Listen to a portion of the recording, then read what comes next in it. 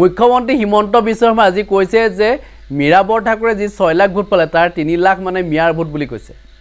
আসলতে এতিয়াও তেখেতে এই মিয়া শব্দটো মানে এৰি দিয়া নাই মানে কেন্দ্ৰত যেটো চৰকাৰ এই যাও অৱস্থা হৈছে যেনে চৰকাৰখন গঠন কৰিছে হয়তো কোন সময়ত চৰকাৰ ভাগি যাব ঠিক নাই তথাপিও মানে এতিয়াও হিন্দু মুছলিমৰ ৰাজনীতি তেখেতৰ মনত আছে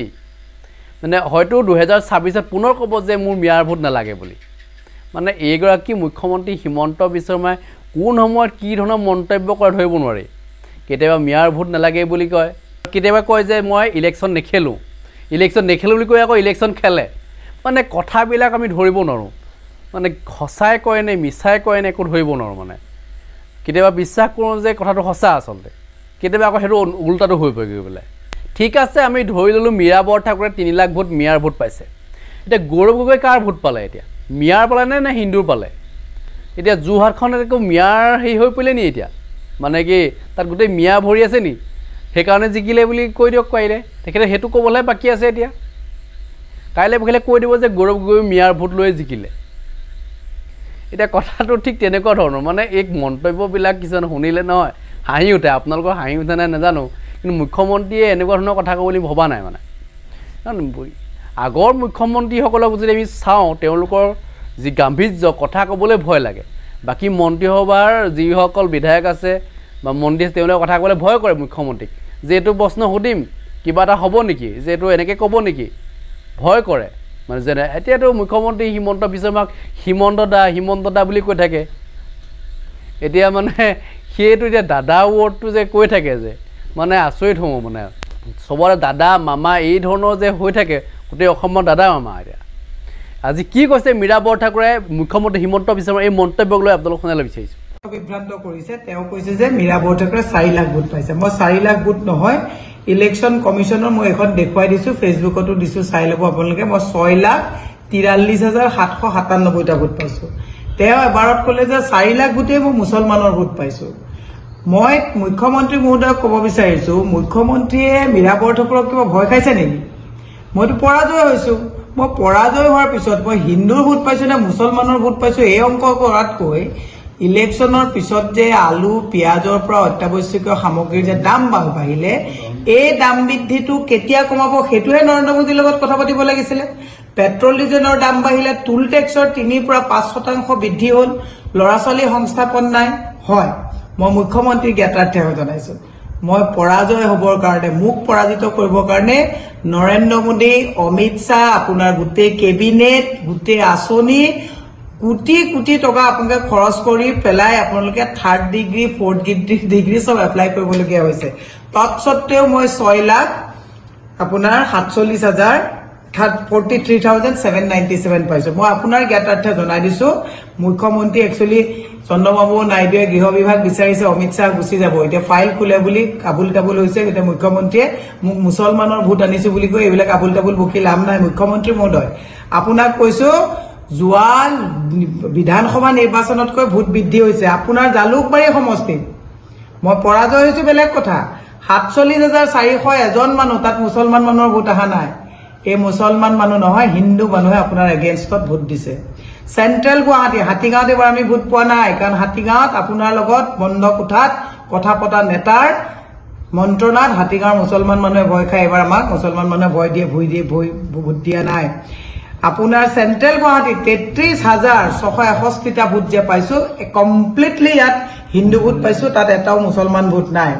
নিউ গুৱাহাটীত 49,629টা ভোট পাইছো ইয়াত মুছলমান মানুহে আমাক ভোট দিবলগীয়া অৱস্থা হোৱা নাই ইয়াত মুছলমান মানুহে ভোট দিছে যদি 2-3 মানুহে ভোট দিছে ডিমৰিয়াত 52,696টা ভোট পাইছো ইয়াত জনগোষ্ঠী আৰু হিন্দু সম্প্ৰদায়ৰ মানুহে ভোট দিছে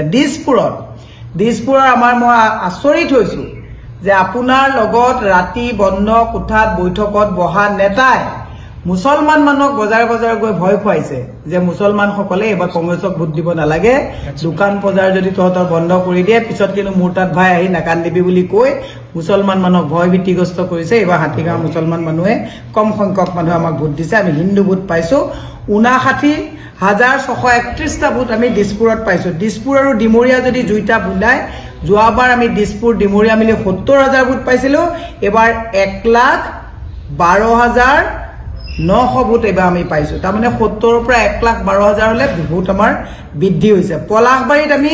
59,998টা ভোট পাইছোঁ। মহোদয়, পলাশবাৰীত কোনো মুছলমানে আমাক ভোট দিয়া নাই। পলাশবাৰীত মাইক্ৰস্কপিক পাৰ্চেণ্টেজ মুছলিম ভোট আহিছে, বাকী চব হিন্দু অসমীয়া মানুহে ভোট দিছে। বকু 6 গাঁও তাত আমি জনগোষ্ঠী আৰু অসমীয়া মানুহৰ ভোট পাইছোঁ, মুছলমান সম্প্ৰদায়ৰ ভোট পাইছোঁ, কম পাৰ্চেণ্টেজ ভোট পাইছোঁ। চমৰীয়া বাই নেচাৰ, চমৰীয়াত 98% মানুহ মুছলমান সম্প্ৰদায়ৰ মানুহ। আপুনি অহৰ্নিশে বিজেপিয়ে মুছলমান সম্প্ৰদায়ক তুচ্ছ তাচ্ছিল্য কৰি থকাৰ কাৰণে, ঘৃণাৰ বিষবাষ্প ছটিওৱাৰ বাবে, মিয়াকৈ তেওঁলোকক হেয় জ্ঞান কৰাৰ কাৰণে স্বাভিমানী প্ৰতিজন মুছলমানে আত্মসন্মানক যি বিশ্বাস কৰে তেওঁলোকে এবাৰ হিয়া উজাৰি আমাক ভোট দিছে। আৰু মই 100 বাৰ কৈছোঁ, গণতান্ত্ৰিক প্ৰক্ৰিয়াত মোক হিন্দু, মুছলমান, শিখ, ইছাই সকলোৰে ভোট আমাক লাগে আৰু লাগিব। আমি চমৰীয়াৰ ৰাইজক মই আপোনাক জনাই থৈছোঁ যে আমি চমৰীয়া ৰাইজে 1,81,000 ভোট কংগ্ৰেছ দলক দিয়াৰ কাৰণে মই আপোনালোকৰ ওচৰত কৰজোৰে নমস্কাৰ জনাইছোঁ। আৰু যদি সঁচাকৈ আপোনালোকে ভাবিছে যে আমি মুছলমানৰে নেতা হয়, তেতিয়াহ'লে চমৰীয়াতে আমি নিৰ্বাচন আৰম্ভ কৰিম। দুধনৈ, গোৱালপাৰা পশ্চিম, এই সকলোতে আপুনি যদি চাই, গোৱালপাৰা পশ্চিমত এইবাৰ মুছলমান ডিলিমিটেশ্যনৰ পিছত মুছলমানৰ সংখ্যা তেনেই নগণ্য।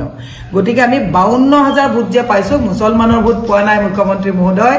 যদি আপুনি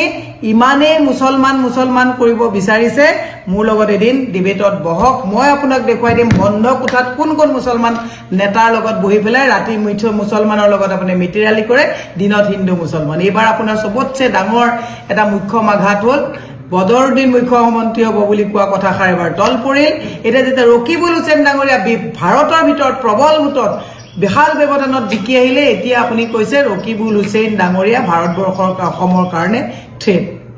গণতন্ত্ৰক সংবিধানত শপত খাই, গীতাৰ শ্লোকত শপত খাই পেলাই মুখ্যমন্ত্ৰী হোৱা মুখ্যমন্ত্ৰী এনেকৈ তুচ্ছ তাচ্ছিল্য নিজ মন্তব্য নকৰিবৰ কাৰণে মই আহ্বান জনাইছোঁ। মুখ্যমন্ত্ৰীক কৈছোঁ বস্তুৰ দাম কমাওক, চাকৰি দিম বুলি কৈছে চাকৰি দিয়ক, মদৰ দোকানৰ লাইচেন্স কমাওক, স্কুলবিলাক খোলক, টুল টেক্স কমাওক, ঔষধৰ দাম কমাওক, কৃত্ৰিম বানপানী বন্ধ কৰক। 3খন জিলা বানপানীত ককবকাই আছে, মানুহে খাবলৈ নোপোৱাকৈ আছে, তাত চকু দিয়ক। কোনে হিন্দুৰ ভোট পালে, কোনে মুছলমানৰ ভোট দিলে, এনেকুৱা বাতুলামি তৰলামি কথা ক'বৰ কাৰণে আপোনাৰ ভাগ্য ভাল। এতিয়াও অধিক সংখ্যক মানুহৰ চকু খোল খোৱা নাই। গতিকে আপোনালোকে ভেলকিবাজি কৰি পেলাই ভোট কিনি আপোনালোকে ভোটত জয় হৈছে। আপোনালোকে ভালকৈ জানে,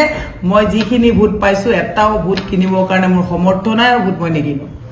মই জয়ী হৈছোঁ বুলি ভাবিছোঁ, ৰাইজৰ অন্তৰ জয় কৰিছোঁ। এনেকুৱা ভেলকিবাজি মুখ্যমন্ত্ৰীয়ে এনেকুৱা তুচ্ছ তাচ্ছিল্য কথা নক'বৰ কাৰণে আপোনাক সকীয়াই দিছোঁ। ধন্যবাদ। আজমল যিহেতু পৰাজয় হৈছে, আজমল পৰাজয় হোৱাৰ কাৰণে কংগ্ৰেছ দলটোকে মুছলমানৰ দল হিচাপে সজোৱাৰ চেষ্টা কৰিছে। তেওঁক মই তথ্য বিভ্ৰান্তিটো দেখুৱাই দিলোঁ ন। তেওঁ যে ক'লে মই 6,47,000 যিটো ভোট পাইছোঁ, তেওঁ কৈছে যে গোটেইখিনি অধিকাংশ ভোট মুছলমানৰ পাইছোঁ। চমৰীয়া সমষ্টিটো বাই নেচাৰ মুছলমান 98% মানুহ আছে, তেওঁলোকে দিছে আমাক ভোট। কিন্তু বাকী মই আপোনাক ক'লোঁ, মই আজি দিছপুৰ সমষ্টি,